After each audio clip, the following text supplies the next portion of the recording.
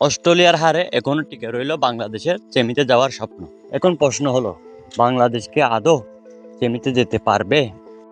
সেমিতে যেতে হলে আফগানিস্তানের বিপক্ষে বাংলাদেশের কত রানে বা কত উইকেটে জিততে হবে?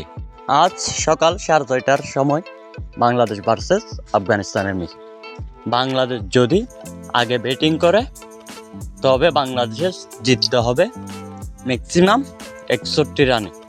আর যদি বাংলাদেশ পরে ব্যাটিং করে তবে বাংলাদেশের কমপক্ষে 8-10 ওভার আগে ম্যাচ জিততে হবে।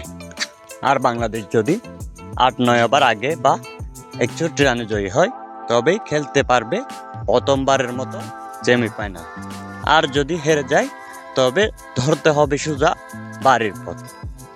এখন প্রশ্ন হলো, বাংলাদেশ দলের বর্তমান যে পারফরমেন্স তাতে কি বাংলাদেশ আদৌ সেমিফাইনাল খেলতে পারবে? বাংলাদেশের বর্তমান যে দল আছে তাদের কাছে 61 রান বা 8 উইকেটের জয় আশা করা যায় না।